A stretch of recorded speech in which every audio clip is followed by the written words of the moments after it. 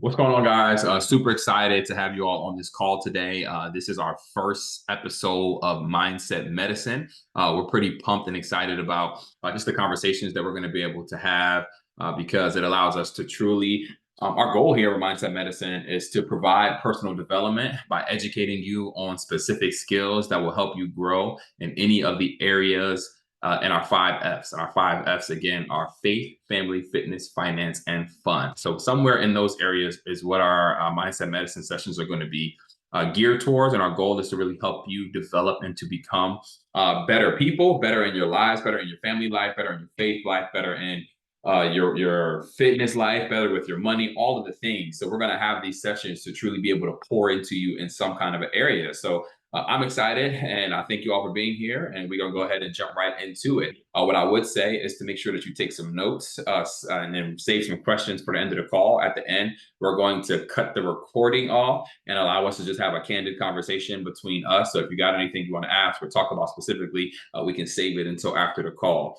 So our topic for today is leadership. Our topic for today is leadership. I personally believe that everything in your life revolves around leadership. I heard a quote one time that says, everything rises and falls on leadership. So when you see something rising up, you'll know that happened because of leadership. And when things break down, a lot of times it happens because of leadership. So I think that leadership is super important.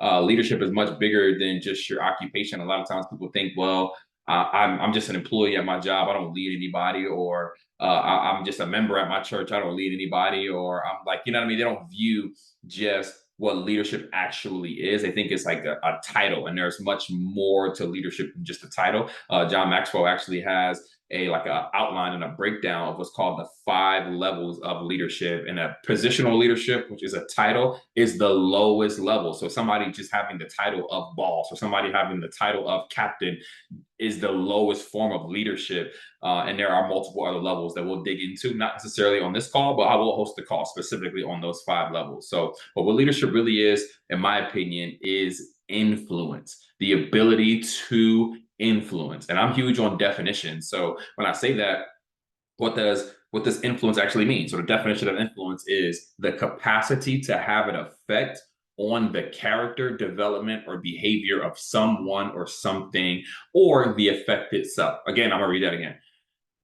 The definition of influence is the capacity to have an effect on the character development or behavior of someone or something, or the effect itself. So our goal with leadership is having the ability to influence. But I have a question for you today: is who is the most important person that you need to lead in your life? Who is the most important person that you need to influence in your life? You can put your answers in the chat, but for me, that answer is you or myself. The most important person that I need to lead is myself. Yes, I have a wife. Yes, I have multiple children. Yes, I have businesses where I'm responsible for a lot of people. There's nobody else I'm more responsible to leading than me, Dante Jonathan Lewis. And I believe that leading myself will put me in a position to actually have influence over others. Why does that make sense? Because it's like, how can I expect someone to be influenced by me when I can't even influence myself to do the things it is that I know need to get done for me to be more productive, or me to hit my goals, or whatever that is. So I think that's incredible. And how do we lead ourselves? Now, this is a very tricky question, because a lot of times you think that it's just like by being disciplined, or like a lot of times, like leading yourself gets into the category of like forcing yourself to do things it is that you don't necessarily want to do, which can be a part of it at times. But leading myself includes, or requires me to leverage my most valuable asset. Again, I'll say leading myself requires me to leverage my most valuable asset. And what is that asset? That asset is my time. Why do I believe that time is our most valuable asset? Again, you can put your answers in the chat. I'll read them or drop them in the community, and I'll see them as well. But I believe that time is our most valuable asset because we don't know how much of it we have left, and I can't go buy or purchase any more of it. So because of that, I believe that time is our most valuable asset. And a lot of times people think that, oh, well, assets, they think of money or possessions or something like that. And yes, those are assets, but they're not the most important asset. As a matter of fact, time is infinitely more valuable than money. And how do I know that? Well, I'll give you a couple examples. So imagine, not to be too grim or sad, but imagine, let's say you on your deathbed and you know that at some point in time in the next 24 hours that you are going to die due to some disease it is that you have. And you learn or find out that there's a cure for the disease it is that you have, but it's going to cost you every dollar that you have, every asset that you have, every stock, every car, every piece, anything valuable that you have, you're going to have to sacrifice all of that to get this cure that's going to be able to heal you, and you're going to be able to live much more beyond than just the next 24 hours. Would you trade everything it is that you have money wise to get that cure? The answer for me is yes, and the answer for you is obviously yes too. And why is that? It's because we recognize that time is more. I'd rather have more time on earth than all the money it is that I have right now, because there's nothing else after it is that we lose that time. I'm gonna give you another example. Let's just say somebody walked up to you today, somebody really, really wealthy, and they said, "Hey, I'll give you $1 billion right now, hard money, cash. I'll give it to you right now. But the condition is you have to die tomorrow. So you can have the money, but tomorrow you die." Would you take the deal?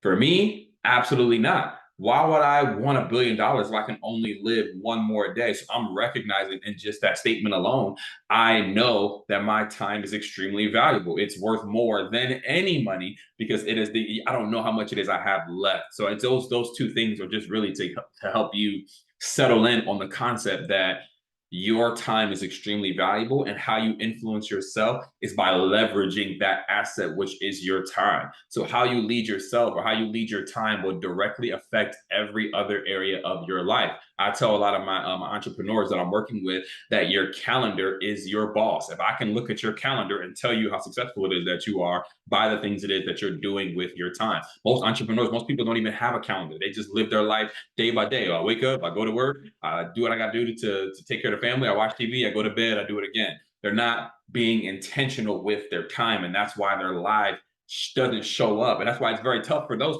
kind of people to live a fulfilled life, because you are just allowing time to pass without telling your time what it is that you want to do. No, you have to be direct. You have to be intentional with that asset. So today's real lesson is truly about time management. I think that time management is super key, and it will allow you to be able to level up in all of the areas it is that we discussed. So let's define time management. So my definition for time management is how I strategically invest the time I have to achieve the life I want.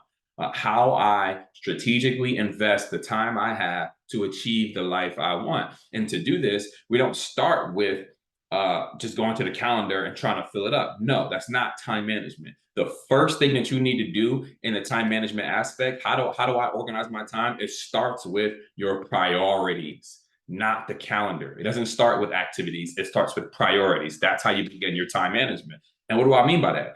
I need you. So, my challenge to you is to spend 10, 20 minutes to identify the most important things for you in life.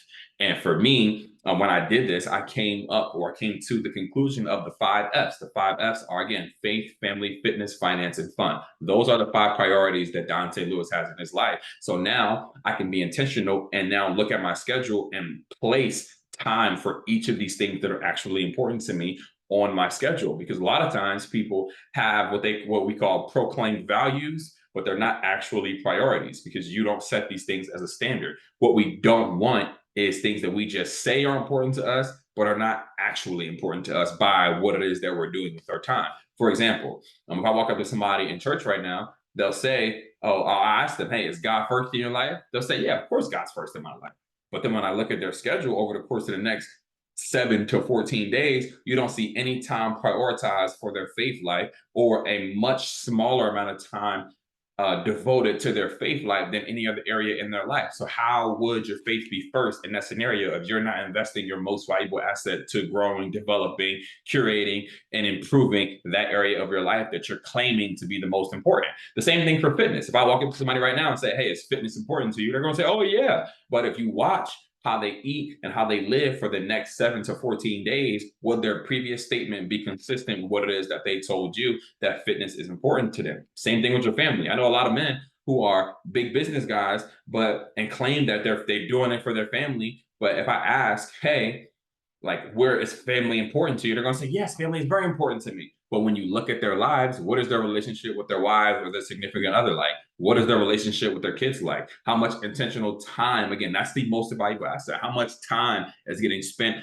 or invested into those areas that they claim to be super and extremely important? And these are just examples to help you begin to think about, okay, well, what is important in my life? What are the things it is that I know are important to me? And how can I, and even fun too, don't sleep on fun, because if you don't prioritize fun, then a lot of times your life can just seem like very dry, dull, and boring, and you don't really get to enjoy some of these things. But what I don't want you to do is to live a life anymore to where you're not doing the things it is that are a priority to you. Your priorities don't have to be the same as mine, but they do need to be valued to a point to where you're clear on what is it that matters to me as an individual. So once your priorities are established, now we move into developing your ideal week. So developing your ideal week, what does that mean? An ideal week is when I can look at a 7-day period of time and say, in a perfect scenario, this is exactly how I want this to go.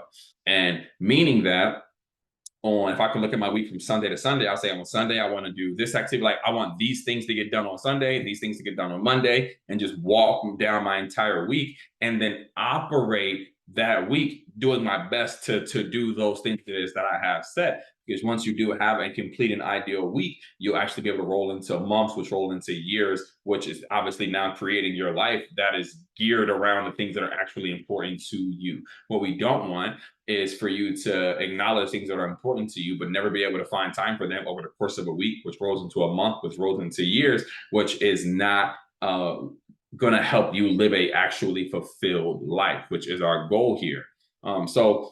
For me, an activity that works really, really well for me is to truly plan out my week down to the hour. All right. So we're going to do a light activity here to get some clarity on what do I mean by down to the hour? Because again, there's nobody else that has more time than you have. Everybody's got the same 24 hours. So how we spend those things is going to be the difference in the gap in our lives. So what I want you to do is to recognize that right now, how many hours in a week do you have?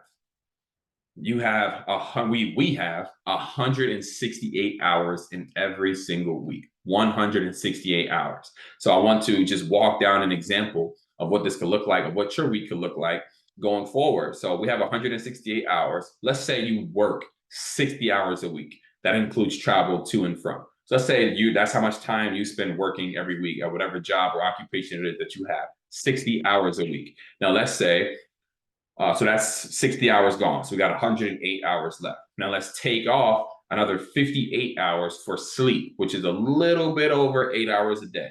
So most people don't even sleep 8 hours a day. They sleep 6 to 7 hours a day. But let's just say you're getting 8 hours of sleep every single night, just about. So now we take away 60 for work and 58 for sleep. We are left with 50 hours left. All right. So let's start at 50 now with work and sleep out the way. So we're at 50, and let's say you use 5 of those hours for whatever faith activity or church it is that you're a part of, what that looks like. And let's just say 5 hours for that. And let's remove that. Now we're at 45 hours left a week. I don't know about you, but I got a wife, I have kids, I got all types of stuff going on. So there are times where unplanned activities just pop up. I don't know why. I don't invite them, but it happens. So let's say we spend 15 hours a week doing unplanned activities. So we had 45 hours. 15 of those hours are for things it is we just can't plan for. That things pop up, somebody gets sick, this person got to go to the doctor, this person has an appointment, like just things just happen. Like life is going to life. So you can plan all you want, but life is going to life. But if you have some wiggle room in your schedule, you can be able to fit those things in. So we have 30 hours left. We have 45, then we put 15 for unplanned activities. We got 30 hours left. For those of you who have kids, let's say you're doing 10 hours a week on things related to your kids, pickups, drop off, sports, AAU, whatever that may be. Let's just say you got 10 hours a week for things related to your kids. So now we're left at 20 hours. And now I'll say, let's do 10 hours a week for your fitness. Let's say you work out for 2 hours a day, 5 days a week, making that 10 hours. And so we subtract that 10 and we have 10 hours left now. 10 hours left. So after all those things that we discussed, work, sleep, church, random activities, kids, and fitness. And you can just, obviously you design this how it's going to fit for your life. But after all that, we have still 10 hours left to where I believe that you can do better with those 10 hours in your life. I coach business owners or entrepreneurs, a lot of newer entrepreneurs, to recognize that, hey, you can work a job and still build your business on the side. You can work a job and do your side hustle on the side, whether that be e-commerce, whether that be direct sales, whether that be Uber and Lyft or DoorDash or whatever it is. You can use that extra 10 hours to help an extra couple $100 every week come into your pocket to allow you to be able to have more leverage and freedom in your actual daily life. So I don't believe that you can do more with that 10 hours. And I want to encourage you to analyze what is it that you're doing in those times and how it is that you can grow and actually be better. Now, what I'll say is there's a quote by Jesse Itzler that I love. I love this. It was like a viral reel on Instagram, but I love it. And he says that if you spend 18 minutes a day, which is 100 hours a year, you will be better than 95% of the world in that specific discipline. It's just the consistency of whatever you do more than anything else. 18 minutes a day. So let's say you're trying to pick up a new skill. Let's say you want to become or get better at graphic designing, or you want to get better at day trading, or you want to get better at, let's just be like, whatever activity it is. We all have little hobbies or things it is that we want to grow in, e-com, whatever. There's obviously tons of options. But let's say you spend 18 minutes a day, which is 100 hours a year, you'll be better than 95% of the world in that specific discipline. It's just about doing it every day and scheduling the things it is that are important. You can say, oh, 18 minutes ain't much time. I can easily just do that whenever. No, if you schedule that into your day and say, hey, during this time, this is when I'm going to read listen, if you decide I'm just going to read a book on business every day for 18 minutes all year, that's going to elevate you up in front of and above so many other people by you just intentionally getting that knowledge every single day. And you're only committing 18 minutes to 18 minutes. Think how crazy that is. Sounds so short, but so listen, when I'm on the treadmill, 18 minutes feels like years, but it is doing an activity that's going to help you improve the rest of your life is very important. I think that we can all be more intentional with our time and to truly develop the things it is that we want to actually grow in. So the challenge for this week is to create to identify your priorities, to create your ideal week, to document your ideal week and implement it on some kind of a calendar. So for me, my wife and I, we use Google Calendar because she can put something on the schedule. I can see it. I can put something on the schedule. We go back and forth without having to necessarily write anything down. But I would challenge you to identify your priorities and to create your ideal week immediately. And I have a book recommendation for you. If you have the ability, and if you're like, hey, I don't really read that much, listen, the difference between the haves and the have-nots in this life a lot of times is because of knowledge. And we have the ability to have access to this knowledge, which wasn't always a thing. So I would just encourage you to start reading, start listening to podcasts, to start plugging in to different ways to get certain information. And what I would say is the book I have for you today is called Atomic Habits by James Clear. Atomic Habits by James Clear. It's a great, great, great read. I think that it's incredible. I think that it'll allow you to really to learn specifically about how what it is that you're doing habitually will affect the rest of your life. I have a podcast recommendation for you too. If you are into podcasts or you rather listen to something, I would say this is called, I think it's called the Max Out Podcast, but it's by Ed Mylett. Ed Mylett is one of my favorite entrepreneurs. I think he's great. And you can use and leverage Ed Mylett's podcast to really help yourself grow in a lot of different specific areas. So Atomic Habits and Ed Mylett's podcast, I think, are going to be able to help you a ton. I was hoping that you guys got a lot of value out of our first Mindset Medicine session. We're going to close up the recording now and then open this up to be able to have a candid conversation with all of us. If you would like to be a part of the Mighty Networks community or our community here at Impact, that you make sure that you go ahead and click the link that's in the description box. Or if you're seeing this clip on Instagram or Facebook, just go ahead and click the link in my bio. Much love, everybody. We'll stop the recording now and open up for questions. Peace.